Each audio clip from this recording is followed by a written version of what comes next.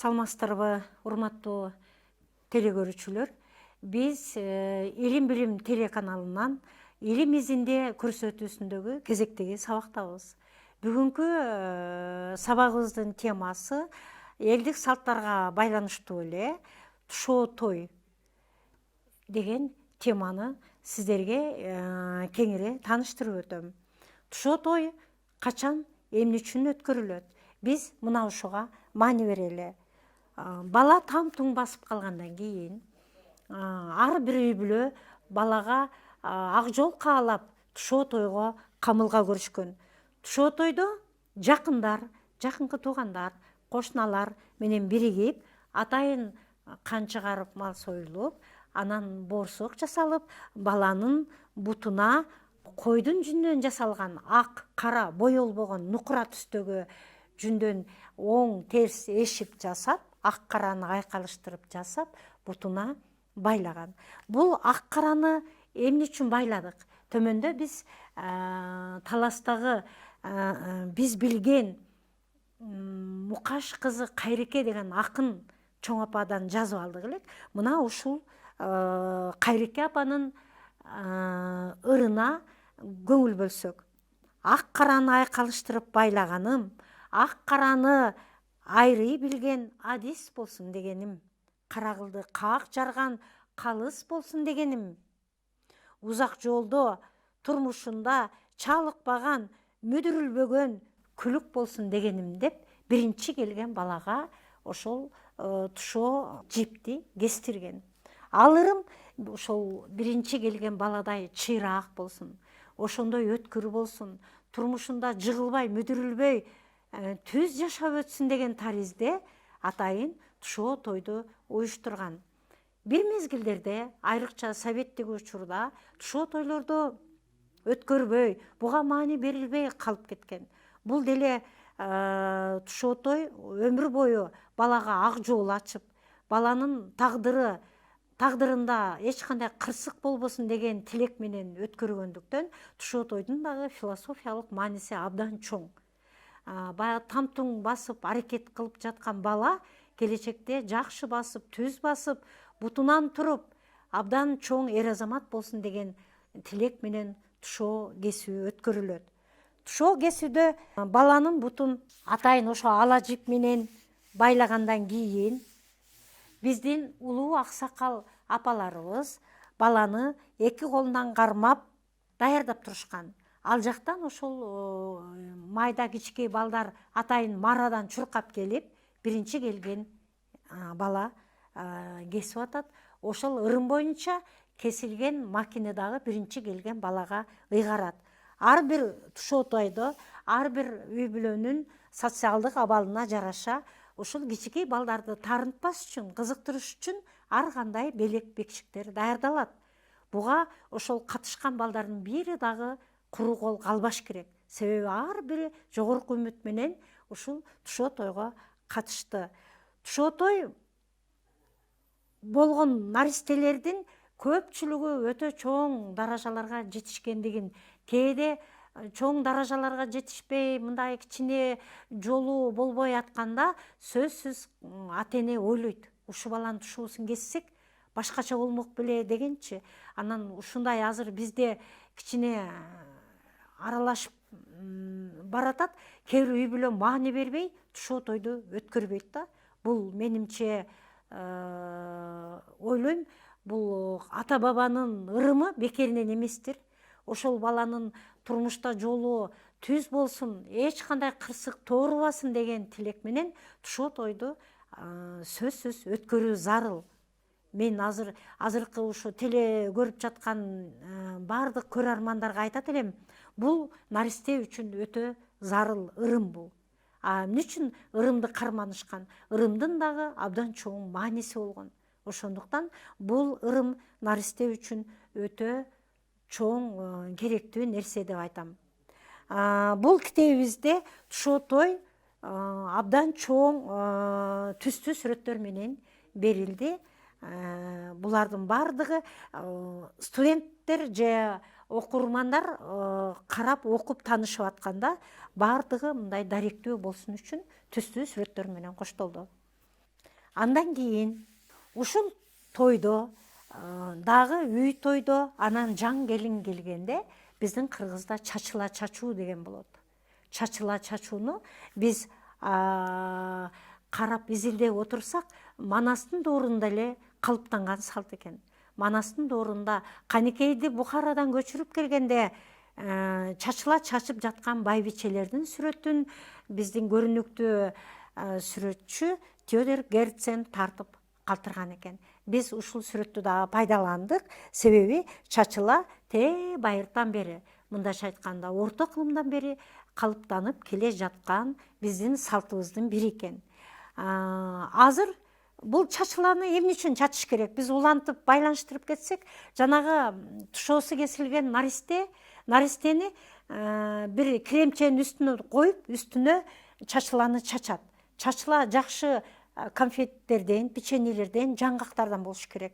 Ал чачыланы ар бир ыргыткан сайын бала ырыскылуу болсун, дөөлөттүү болсун, сөөлөттүү болсун, жашоосунда абдан табышкер болсун деген тилектерди айтып чачканда, бул дагы балдар талап жеген, ошо кичинекей балдар дагы өтө ошол тойду кызыткан учурда балдар аябай жакшы тилек менен талап жейт. Демек, ушул балдардай бул дагы ырыскылуу болсун, бул дагы ушундай жакшылыктарга, тойлорго катышсын деген мааниде биздин ата бабабыз колдонуп келген. Апаларыбыз абдан бул чачыланы атайын чоң даярдык менен өткөргөн. Себеби тушоо тойдо чачыла чачылса, экинчиси келин келгенде чачылса, үчүнчүсү жаңы тамга киргенде ошондо дагы атайын чачыла чачылат. Себеби үй ырыскылуу, тойлор өткөн, дөөлөттүү үй болсун, кирешелүү үй болсун, чыгашасыз үй болсун деп туруп ырымдап, ар бир айткан сайын мындай ыргытып чачып туруш керек. Бул дагы биздин салтта колдонулуп келе жатат. Мындай ырымдар түпкүрдөн бери калыптанганы, азыркы учурда чачыла кайра күчүнө кирип, актуалдуу болуп, тойлордо абдан колдонулуп жатканы бизди сүйүндүрөт. Демек, биз чыныгы кыргызды, же болбосо кайра жаралуу доорунда тургандыктан бизге ар бир салттын философиялык мааниси түшүнүп, өтө тереңдигин билип, ошону колдоно билгенибиз менен башка улуттардан айырмаланып турабыз. Ошондуктан мен сиздерге айтат элем, мындан кийин ушундай жакшылыктарыңыздар болгондо чачыла чачууну унутпаңыздар деп. Чачыланын тилеги абдан жакшы экендигин биз жогоруда мына ошентип айтып кеттик. Мурунку мезгилде чачыланы атайын чий борсоктой майда-майда жасап туруп ыргытып чаччы. Азыр эми бизге барган сайын өнүгүү болуп аткандыктан, жаңылануу болуп аткандыктан, ар ким социалдык абалына жараша жакшы конфеттен, жаңгактан кошуп чачып атат да. Бул дагы жакшы нерсе. Себеби бардык бала деген, наристе деген бардыгы таттууну жакшы көрөт, жакшы конфетти жакшы көрөт, жаңгакты жакшы көрөт. Балдар үчүн бул жакшы белек болуп калат десек болот да. Балдарды сүйүндүрөт дегендей. Ушуга эле улай биз мүчөл жашты кантип белгилейбиз? Мүчөл жаш деген эмне деген боюнча кеңири маалымат бере кетели. Биринчи мүчөл жаш наристе 12ге чыкканда, экинчиси 24-тө, үчүнчүсү 36-да, төртүнчүсү 48-де, бешинчи мүчөл 60-та. Ошентип ар 12 жыл сайын мүчөл жаш кетип турат. Кыргыз эли байыртан эле ушу табият менен бирге, табиятты таанып, анан табияттан ар кандай нерсени тилек кылып жашап келгендиктен мүчөл жаштыкка өтө чоң маани берген. 12ге жеткенде баланы баралына жетти деп эсептеген. Мисалы, Манас эпосунда дагы Семетей тайларында чоңоюп калат эмеспи? Темиркандын тай атасынын колунда. Ошондо Бакай айтып атпайбы? Мына быйыл 12ге толду, баралына жетти, балакаттан чыкты, барып кабар алгыла Семетейден деп. Мына ошентип 12 жаш мүчөлдү билген адам абдан жакшы ырымдап белгилейт. Анда сөзсүз кызылдан кийит кийгизип, атайын кан чыгарып, мал союп, анан тегерек четтеги тааныш билиштерин чакырып тамак берген мүчөл жашта. Анан дагы эски буюмда, эски кийимдерин өрттөгөн. Себеби кырсыктар тоорубасын, эски илешкен нерселер жок болсун деп туруп. Бул дагы ошол мүчөл жаштын бирден бир жасалган ырымы. Азыр биз ушу изилдөө үчүн бир 6 бөлүктөн турган аныктаманы, критерийлерди бергибиз келет. Биринчиси, баланын эски кийимдерин ошол өрткө таштаган дейт, баланы оттон секиртип туруп. Балага келчү кырсык же жамандык ошол от менен күйүп кетсин деп атайын ырымдашкан. Үчүнчүсү, мүчөлүн чыгарып жаткан баланы оттон секиртишкен. Муну менен мүчөлү чыгып жаткан баланын от менен аластоодо кырсык жолобойт деп ишенишкен. Төртүнчүсү, мүчөлү чыгып жаткан балага кызыл кийиндиришкен, жогоруда айтып өттүк, жамандык адашсын, жаман көздөн сактасын деген маанайда. Бешинчиси, мүчөлү чыгып жаткан балага идиш аякты тептиришип, мен сындым, мен сынганча сен сынгын деп ырымдаган. Мен сынганча сен сынгын деп атайын ырымдашкан. Ал эми алтынчысы, мүчөл жылы оору сылкоо, чыгаша, кырсык болбосун деп балдарды өтө этияттык менен кастарлап карашкан. Адамзатта мүчөл курактарды жогоруда санап кеттик. Кайрадан кайталап коеюн. 12 жаш, 24 жаш, 36 жаш, 48 жаш, 60 жаш, 72 жаш, 84 жаш жана 96 жаш ушул мүчөл курактар деп эсептелинет. Ушул мүчөл курактарында абдан адам этиет болуш керек. Жакшылыгын алса, абдан жакшылык жылоолоп, жакшы жакшылыктар коштоп кетет. Анан Кудай сактасын, кээде адам эми турмушта ар кандай да кырсыктап да калышы мүмкүн. Ошондо кээде байкасаңыздар, көпчүлүгү мүчөл жашында экен деп коюшат да. Ошон үчүн мүчөл жашта абдан өзүн этиет кармаш керек. Жолдобу, тоодобу, түздөбү, белдеби адам өзүн өзү сак болуш керек.